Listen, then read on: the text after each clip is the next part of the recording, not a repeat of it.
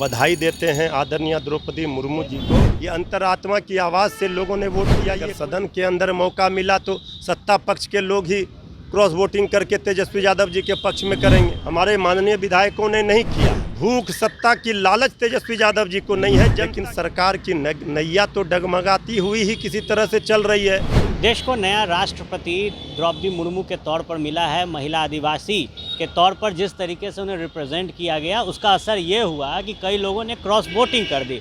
मृत्युंजय जी, क्यों विपक्ष ने क्रॉस वोटिंग कर दिया? देखिए, अब देश की पहली आदिवासी महिला महामहिम राष्ट्रपति बनी है। ये खुशी है देशवासियों को।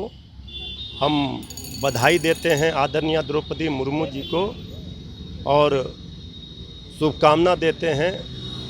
आशा और उम्मीद है देश को कि वो लोकतंत्र और संविधान की रक्षा के लिए, आदिवासी जनजाति समाज के लिए, उनके उत्थान के लिए काम करेंगे। अब महत्वपूर्ण ये है, कौन चुनाव में क्रॉस वोटिंग किया, कौन नहीं किया, ये महत्वपूर्ण विषय नहीं है। महत्वपूर्ण विषय ये है कि अब देश की राष्ट्रपति आदरणीय द्रौपदी मुर्मू जी बन गई हैं। चुनाव में, लोकतंत्र में ये सब चलता रहता है। ये अंतरात्मा की आवाज़ से लोगों ने वोट किया, ये कोई व्हिप जारी नहीं होता है। अब ये गुप्त मतदान भी होता है।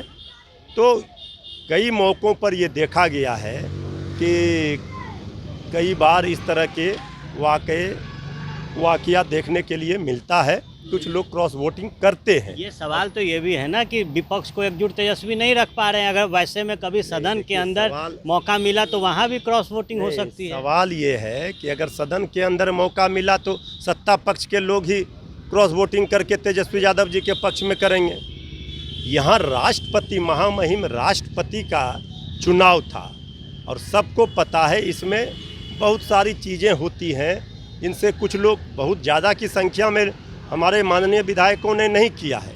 अब किसने किया, क्या किया, ये तो बाद में देखा जाएगा, पूछा जाएगा। लेकिन एक सवाल सबसे बड़ा ये है कि लोकतंत्र में इस तरह के महत्वपूर्ण राष्ट्रपति पद जैसे चुनाव में कहीं न कहीं कोई पहली बार ऐसा देखने के लिए नहीं मिला है।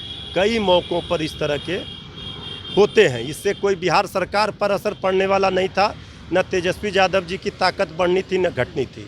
तो सवाल उठता है, जो लोग ये बात कह रहे हैं, अभी तो उनको अगर एक बार तेजस्वी यादव जी अपना दिखा दें करिश्मा तो सत्ता पक्ष का, सरकार का पूरा नाव ही डूब जाएगा सावन भादों में। अस्वस्थ, मतलब पूरा स्वस्थ नजर आ रहे हैं कि सरकार बन सकती है। सरकार तो जनता ने बनाया तेजस्वी यादव जी का भाई, लेकिन सत्ता की भूख, सत्ता की लालच तेजस्वी यादव जी को नहीं है, जनता की चिंता है। लगता है कभी फ्लोर टेस्ट का अगर मौका आता है तो क्रॉस वोटिंग हो जाएगी।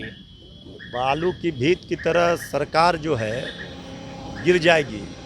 अब बहुत चीज़, सावन का पवित्र महीना है, अब बहुत चीज़ नहीं बोलना चाहिए। बार बार बोलेंगे तो फिर आप लोग कहेंगे खेला हो। तो सत्ता पक्ष को ये बात अच्छी तरह समझ लेनी चाहिए कि पहले वो अपनी सरकार जो कच्चे धागे पर लटकी हुई है वो बचाए तो ज़्यादा हितकर होगा। जेडीयू बचाएगी या बीजेपी? अब कौन क्या बचाएगी हमें इससे मतलब नहीं है, लेकिन सरकार की नैया तो डगमगाती हुई ही किसी तरह से चल रही है। और सावन में बाढ़ का पानी वैसे भी ज़्यादा बढ़ा तो क्या हाल होगा नाव का, समझ लीजिए आप। चलिए, तो निश्चित तौर पर क्रॉस वोटिंग होते रहती है, ये इन्होंने कहा है। और कहा है कि देश उम्मीद लगाए बैठा है कि जो संवैधानिक और देश की प्रथम महिला बनी है द्रौपदी मुर्मू, ऐसे में कुछ बेहतर अब देश में होगा। निश्चित तौर पर सचेत होने की बात कही है एनडीए के घटक दलों को, क्योंकि सावन का महीना है और कहीं खेला ना हो जाए। सरकार परिवर्तन का इशारा मृत्युंजय तिवारी ने दिया है। आप बने रहे फर्स्ट बिहार के साथ, खबरों का सिलसिला यूं ही चलता रहे।